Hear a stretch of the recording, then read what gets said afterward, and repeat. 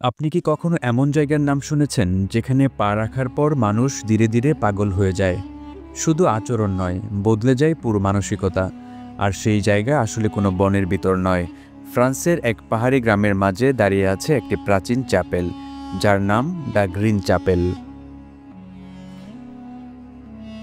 সবুজ চ্যাপেলটির ইতিহাস প্রায় ৭০০ বছর পুরনো। এটি নির্মাণ করেছিলেন মধ্যযুগীয় এক যাজক, যার নাম হারিয়ে গেছে ইতিহাসের গহ্বরে। স্থানীয় মানুষজন বলে এই চ্যাপেলের নাকি একসময় কালো জাদু এবং ডার্ক রিচুয়াল অনুষ্ঠিত হতো। চারপাশে ঘন অরণ্য ঘেরা, সূর্যের আলো ঢুকে না দিনের বেলাতেও। চ্যাপেলের দেয়াল জুড়ে অদ্ভুত কিছু প্রতীক খোদাই করা, যেগুলো আধুনিক প্রত্নতত্ত্ববিদরাও শনাক্ত করতে পারেনি। কেউ বলেন এগুলো ড্যামনিক চিহ্ন, কেউ বলেন লুপ্ত গোষ্ঠীর প্রার্থনা চিহ্ন।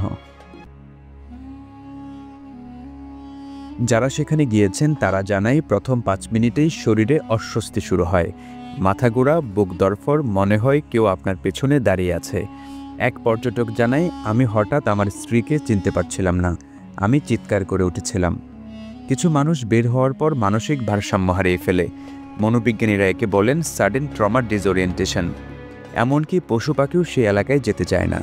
কোনো পাখির ডাক নেই, বাতাস নিস্তব্ধ, যেন মৃত একটি স্থান। ২০১১ সালে কিছু গবেষক সেখানে ভূকম্পন, চুম্বক তরঙ্গ এবং বায়ুর গঠন পরীক্ষা করেন। তারা আবিষ্কার করেন চ্যাপেলটির নিচে একটি রহস্যময় খালি চেম্বার, যেখান থেকে ভিন্নধর্মী চুম্বকীয় তরঙ্গ নির্গত হয়। বিজ্ঞান বলছে এই চুম্বকীয় শক্তি মানুষের নিউরনের উপর প্রভাব ফেলতে পারে, যার ফলে আচরণ বদলে যায় এবং বিভ্রম তৈরি হয়। কিন্তু প্রশ্ন থেকে যায়, সেই চেম্বার তৈরি করল কে, কেনই বা তৈরি করল? আর এর উত্তর এখনও খুঁজে পাওয়া যায়নি। আজ পর্যন্ত ফ্রান্স সরকার এই জায়গাটি সংরক্ষিত ও ঝুঁকিপূর্ণ এলাকা বলে ঘোষণা করেছে। স্থানীয় মানুষরা রাতের বেলা দূর থেকেও এই চ্যাপেলটি দেখতে যায় না।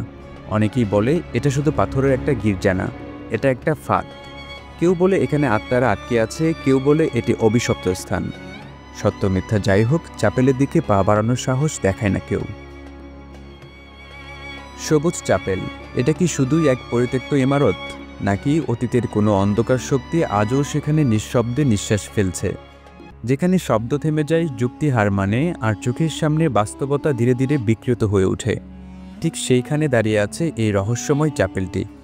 আমরা কি কখনো জানতে পারবো চ্যাপেলটির দেয়ালের ফাঁকে ফাঁকে কী লুকিয়ে আছে, নাকি কিছু রহস্য সত্যিই এমন